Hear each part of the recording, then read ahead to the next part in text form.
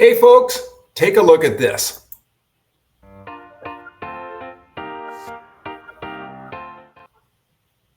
don't want to go across the street.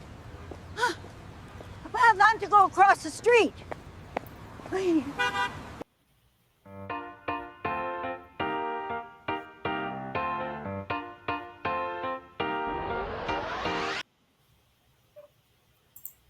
What was that? Well, it's a little something I added to the show. It's called Unclear on the Concept. So that's what you've been up to. How did you accomplish this? Well, I use Google's VEO3 with Flow. That's Google's actually little AI video generation application. And this was one of about 20 takes. There were all kinds of different looking characters generated in those 20 takes. And I picked this one because it primes our audience for what our special guest will be talking about.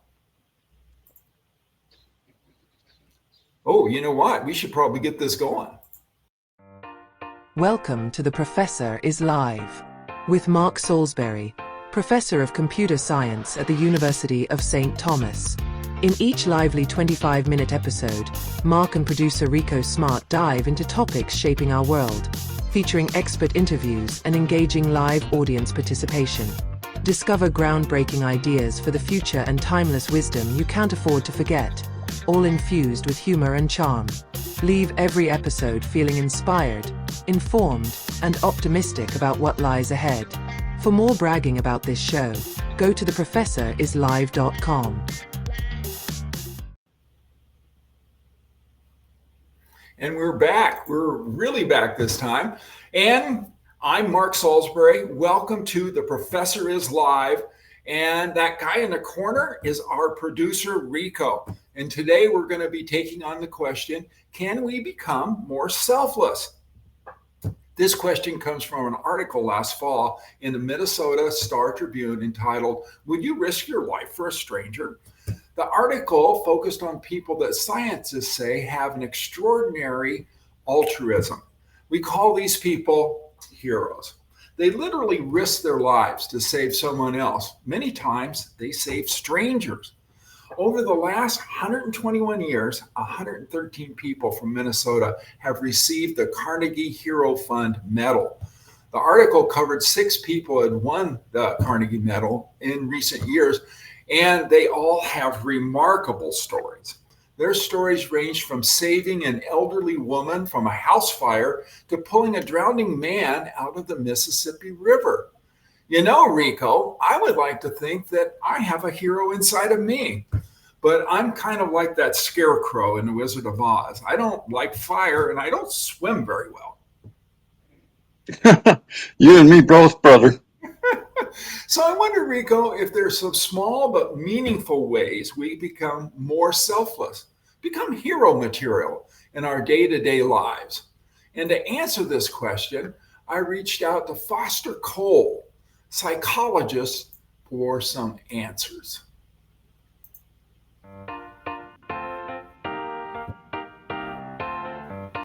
Welcome, Foster, to The Professor is Live. And we're talking about altruism here today. And as you know, in our intro, we talked about something called extreme altruism. And that's the idea that, you can do heroic things. But I think you have a little different take on that than what we see in the headlines.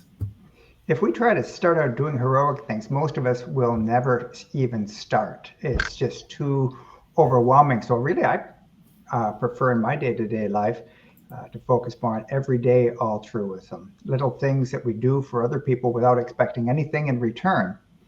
Now, the irony is, though, by doing something and expecting nothing in return, we actually do gain a lot as well as give a lot. Yeah, and the great basketball coach, John Wooden, that was at UCLA and had 10 national championships, he wrote little books about his success. And one of them was that, to be able to truly give something to someone else without expecting anything in return. And so where does that take that? Because I think this is me, we all want to be the hero. I keep thinking, if I drive by a burning building, it's like, there's my chance because I'm a hero and I'll just jump out. But I have the feeling that if I haven't been working on it very much, that I just might be one of the bystanders looking at that burning building and doing nothing. And so I think what you're talking about is somehow building us up so that we may never meet that moment, but we become a better person. Did I have that right?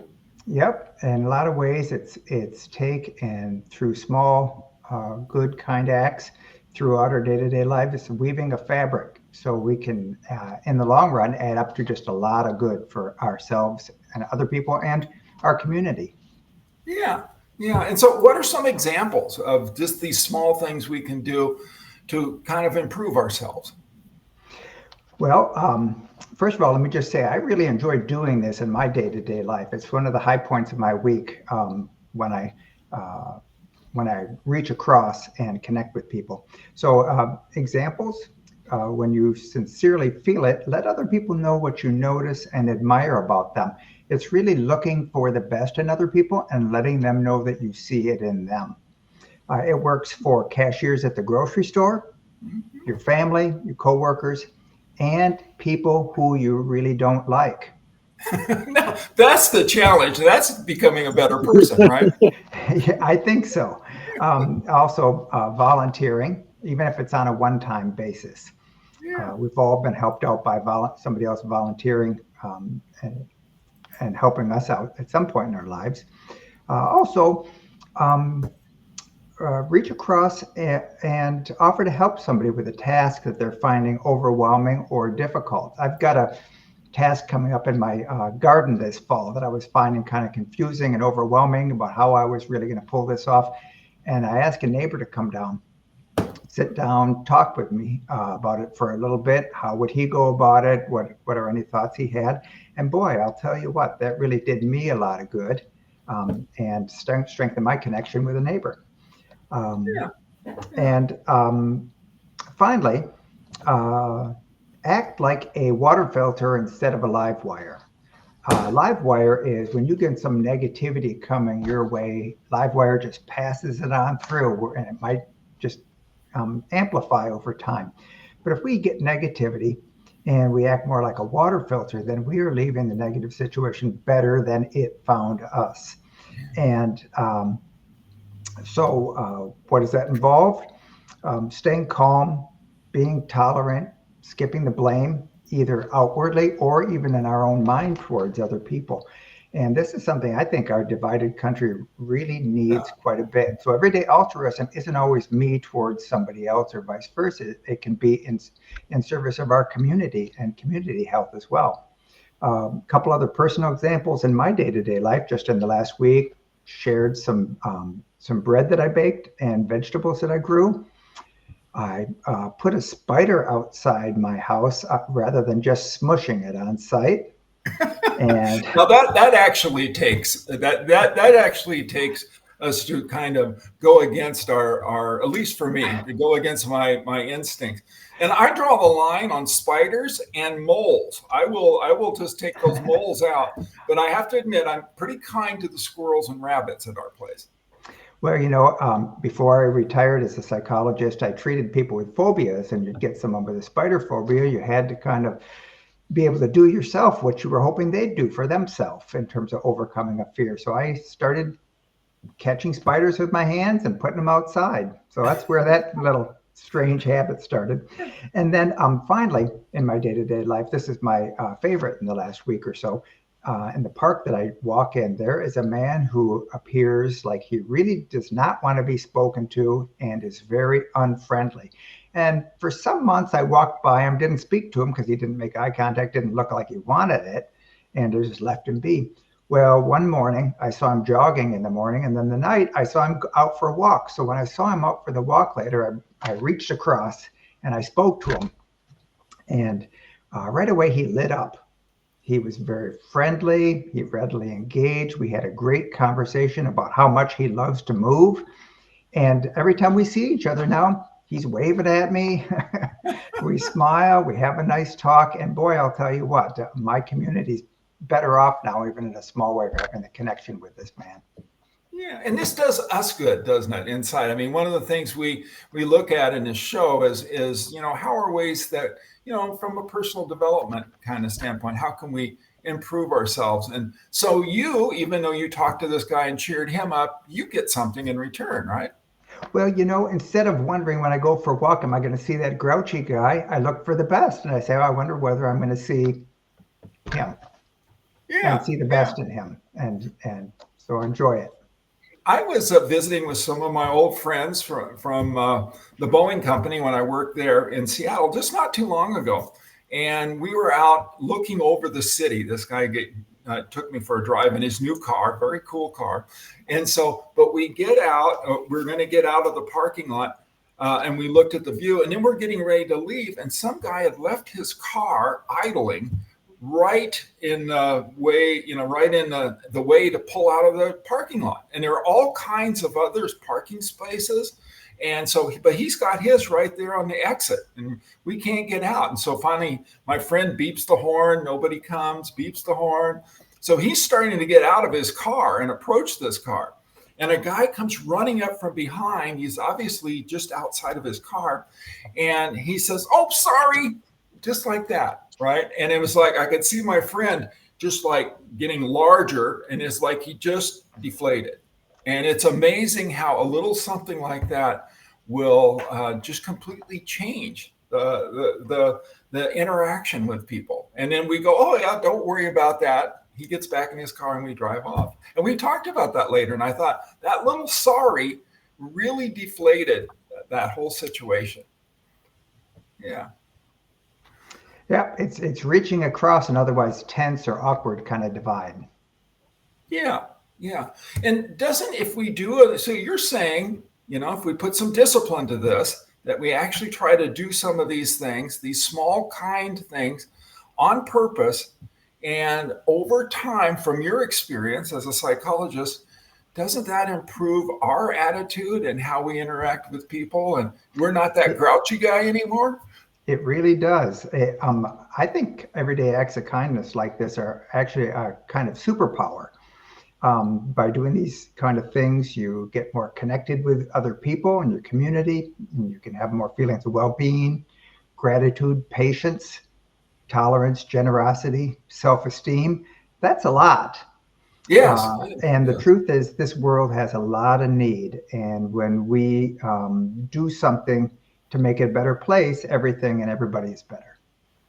Yeah, and then getting back to, because this is all about me, Foster. This could help me become a better person if I were to focus on something and actually make it a discipline and look for them. And then I could maybe think about this a few weeks from now and go, I'm happier with me. In fact, I feel a little happier than I used to.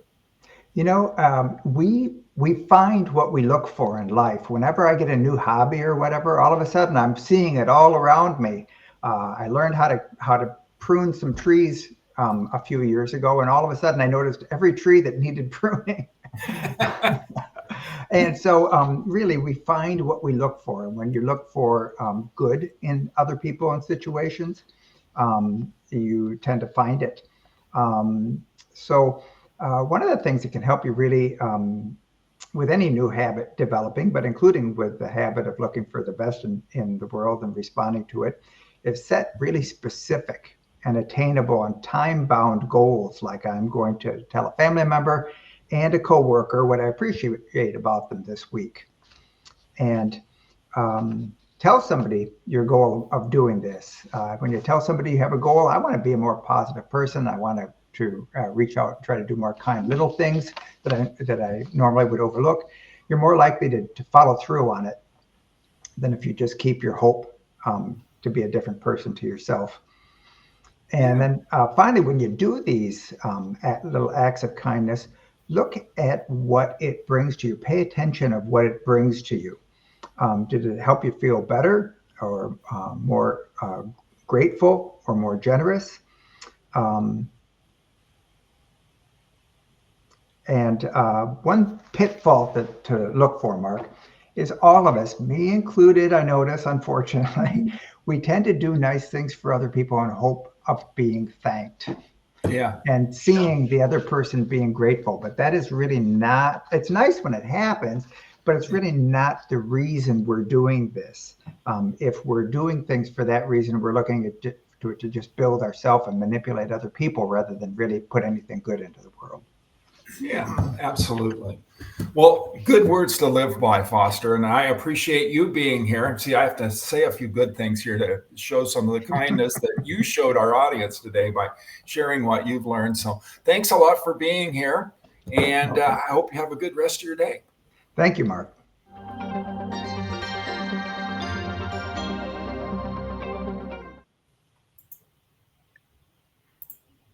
Well, that was inspiring. You know, Rico, I'm feeling more heroic already. In the Minnesota Star Tribune article, one of the heroes used a baseball bat on a dog that was brutally attacking a neighbor. Do you think you could do that? Um, well, maybe if it was a very small dog and I had a very big bat. And you dog lovers, don't send me any email over this, by the way. So let's back up a little bit and put into perspective what we've learned today. Becoming more altruistic isn't about flipping a switch, according to Foster Cole, our psychologist guest today. It's about changing the way you see others and gradually aligning your actions with your values. The more we practice altruism, the more natural it becomes, and the more likely you are to do something truly extraordinary when the moment calls for it. And Rico, we are asking our live participants to take a poll to see if they buy into what Foster just said about setting specific, attainable, time-bound goals like, this week, I'm going to tell a family member, a stranger, or a coworker what I appreciate about them. And I've just gone ahead and I'm going to make this available. So when we look at it, we can see, and I've shared it in the chat. And so you can see the link to the poll and you can go there. And your responses to this statement is you could say, yes, I'm convinced and I will try it. Or maybe I'll think about it. Or perhaps you might check the third option, no way, I'm just focused on myself. And we'll report back before the end of the show. Wow, I'm really interested in what the responses will be. Yeah, I am too. And usually, Rico, you ask me, do I have a quote for the day? As I shall now, do you have a quote for today? Actually, I do. So here's the quote. Let us try to teach generosity and altruism because we are born selfish. Was that Fred Rogers? No, it wasn't. It was Richard Dawkins in The Selfish Game. Well, Rico, let's take a look at the results of this poll. And I will switch over there to see what we have. And I'm going to click on show results. And we don't have a lot of activity here. So we just don't. So we're going to have to kind of get our audience used to doing this in the future. But in the meantime, this brings us to the end of another great episode. And so you can catch up on past shows at theprofessorislive.com or on our YouTube channel or Spotify, and all with the same name. So they both have video and podcast versions of the show. And don't forget, we've got the podcast version on just about every platform too. Remember, folks, if you're watching live, to get the full experience that we are, I always like to think of that kind of as just making the sausage. Absolutely. Okay, we'll see you next time on The Professor is Live. The Professor is Live is hosted by Mark Salisbury, produced by Rico Smart. We go live on LinkedIn, then bring it straight to you as a podcast. Want the inside scoop on new episodes and the chance to bring The Professor is Live to your own event? Don't wait. Join The Professor is Live with Mark Salisbury Group on LinkedIn, or head to theprofessorislive.com today. While you're there, check out our executive coaching for the era of AI program. It's based on Mark's book, Leadership in the Era of AI.